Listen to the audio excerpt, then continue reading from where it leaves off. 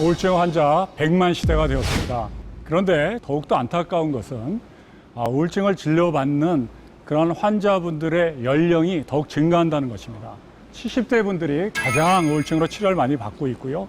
그 외에도 60대, 80대, 아무리 고령화 사례라고 하지만 우울증으로 고통을 받으시는 어르신들이 참 많은 것 같습니다. 그런데 더욱더 심각한 것은 이런 노년기의 자살률입니다.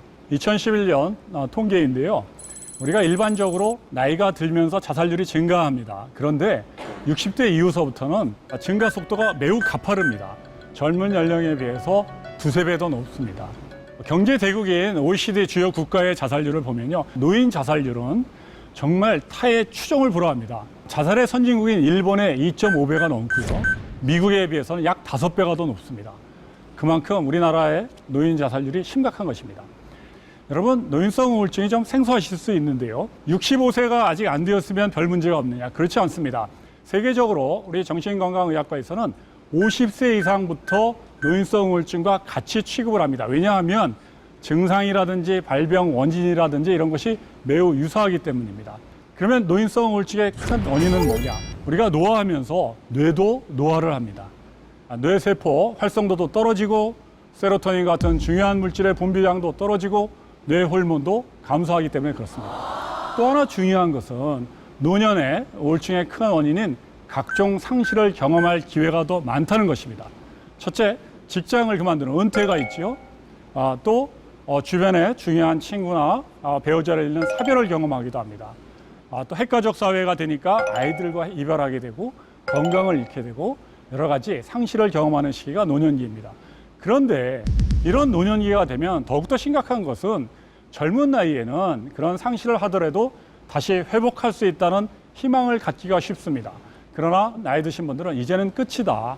더 이상 돌아올 수 없다. 건강도 경제력도 회복할 수 없다고 생각하는 것입니다. 그래서 이렇게 우리가 노년기에 심한 우울증을 놓치게 되는데요.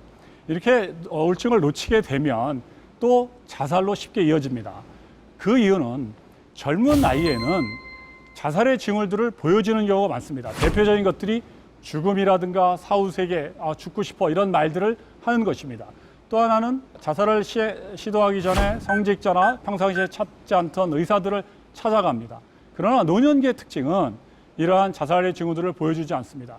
유서가 없는 것도 노년기의 특징입니다. 그래서 이것이 진짜 자살인지 사고사인지 알지 못하는 경우가 많고 아무에게도 말하지 않는 경우가 대부분입니다. 그래서 갑작스럽게 어느 날 돌아가셨다는 그런 소식을 접하는 것이 노년기의 특징입니다. 그래서 고위험군을 조기에 발병해서 이분들을 안전하게 치료받도록 하는 것이 매우 중요합니다. 첫째, 노인성 우울증이 최근에 발병한 경우, 또 암과 같은 말기 질환이 발병한 경우, 6개월 이내에 중요한 사람을 상실한 경우, 또 연세가 드셔서 갑자기 알코올, 음주가 심각해진 경우, 또 경제 능력의 저하로 독거 등의 재활 능력에 결여가 있는 경우에는 특히 위험합니다. 노인성 우울증은 분명히 질병입니다. 무엇보다도 우리 주변에서 이 어르신들이 마지막 인생을 잘 정리하실 수 있도록 우리 젊은 분들의 따뜻한 관심과 사랑이 필요한 것 같습니다.